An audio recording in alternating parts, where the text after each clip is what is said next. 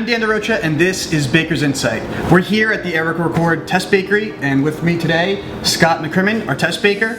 And we're gonna have a little bit of fun today. We're gonna do something that's on the edge of baking and kind of in the culinary world. We're gonna make pizza. We're gonna make a couple different types of pizza. What we're gonna start with is the Genesis, Neapolitan. Neapolitan, kind of the original pizza. Neapolitan pizza is very, very traditional. It's actually codified in Italy. There's laws governing exactly how pizza is meant to be made, down to the ingredients that are used, the proportions of ingredients that are used, the way it's scaled, the way it's shaped, the way it's baked. It's all kind of codified. Given our conditions and our setup, this is as close as we are going to be able to get to replicating the style of a Neapolitan pizza. As far as the ingredients, very basic. Very basic: flour, water, salt, yeast. Just the classic bread. It's about as simple as it can get, yeah. Okay, so we mixed. After the mix, how much time did we? So the fermentation of a Neapolitan pizza differs from a lot of other more modern pizza styles like New York and the Grandma that we're going to talk about, in that there's no retardation during the process. So there's no refrigeration of the dough. From mixing it to serving the pizza, the dough stays at room temperature in that ambient environment. So it's a relatively short fermentation as compared to the New York style dough that we're going to do. So it's mixed and then it's bulk fermented for 2 hours, and then it's divided into its individual pieces, and then it's allowed to ferment at room temperature for another 4 to 6 hours depending on the ambient temperature that it's fermenting in. And then once it reaches that point, it's ready to shape into pizza. And that's where we're at. Let's do it. We're at. Alright. So Neapolitan pizza, one of the characteristics is that nice poofy rim that you get on the outside. So in order to maintain that rim, we don't want to stretch the outside of the dough too much. When it comes to the New York dough, we want to have a nice even thinness all the way around because you don't want too much of a poof around the rim. But the Neapolitan, you want to have more of a stretch from the center so that you maintain that nice gaseous structure in the rim of the dough. So with the well floured rounded dough, we'll pick it up and we'll use the backs of our hands. Pressure points are on the top of your hand, less pressure on the backs of your hand. So we'll take the back of our hand with the dough and we'll just slowly start to stretch and rotate the dough from the inside out. Okay, so we've got our dough stretched here. We're going to take just a little bit of semolina, throw it down. This is just going to help with the release of the pizza and stop any sticking on the peel. The worst thing you can do when you're loading a pizza is go through all the effort of making the pizza, and then when you go to load it, something sticks and it basically tears it in half and messes up the shape, and there's few things more disappointing in the world than that. So a little bit of semolina stops that from happening. Pizza down. If you have any irregularities in your shape, this is kind of the point when you can fix it. And then we'll go straight into saucing our pizza. So the first one we're going to go for is just a classic margarita. Doesn't get much more basic than that for the Neapolitan. So we're going to take our sauce, which again is just crushed San Marzanos and salt, nothing more. We're going to sauce the middle of it. Spread it out, and you want to leave a fairly sizable crust on the outside because, like I said, part of the characteristic is that nice poofy rim, so you don't want to go all the way to the edge with your sauce on this. So once we've got our sauce down, we'll just take our fresh mozz and we'll just evenly space it out.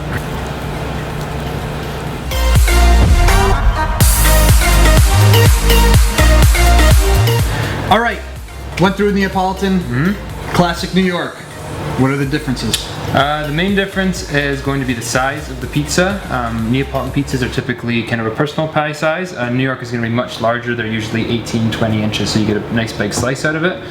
The distinctive difference is going to be the low moisture mozzarella. That's kind of what makes a classic New York pizza a classic New York pizza. It's that nice low moisture, stringy, pulley kind of mozzarella cheese. And then the sauce is oftentimes, doesn't have to be, but is oftentimes slightly more embellished and might have extra flavorings. It's not just tomatoes and salt, and that's it. Alright, let's do it.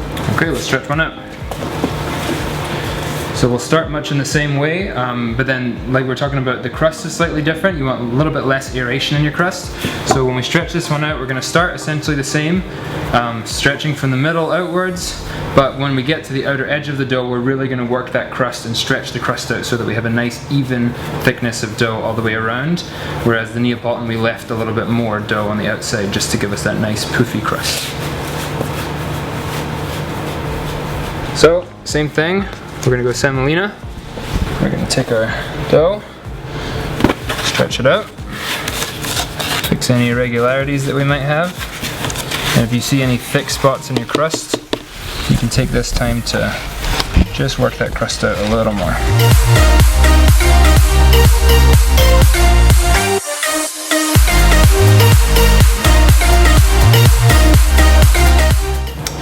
And finally, we got the grandma pie.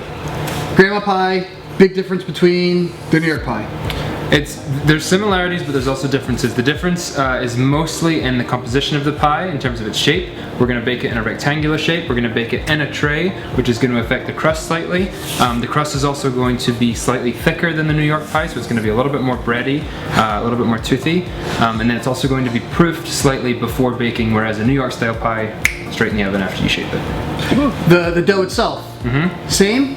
This is the same dough. Recipe to recipe, it might change a little bit, but for all intents and purposes, same dough. All right, let's make it. Cool. So we're just going to take our rolling pin, just roll in one direction and then roll next. We're just going to match the sheet tray. We're going for a half pan with this guy. So we'll do a quick spin. And what we're going to do is, before we transfer the dough onto the sheet tray, we'll just lightly oil it. And that'll just help with the releasing and avoid any sticking issues or anything like that. Alright, so we're going to sauce the pie. We're going to go a little heavier than we did on the New York pie. So we'll leave pretty narrow crust. And we're going to follow that with some grated low moisture mozzarella, some mushrooms, some of our thinly sliced sweet onions, the tails of our scallions. Okay, and then we're also going to hit it with just a couple of pieces of the fresh mozzarella here and there.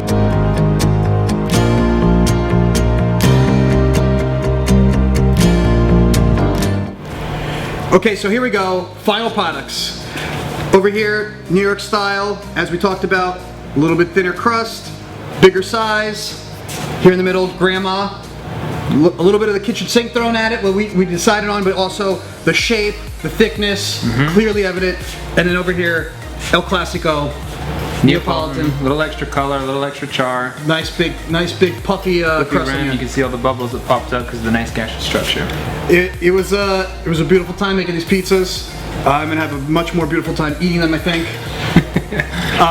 Scott, thank you so much for helping today. This was a wonderful time. For all the recipes, the mixing methodologies, the baking times, all that good stuff, please visit bakersinsight.com.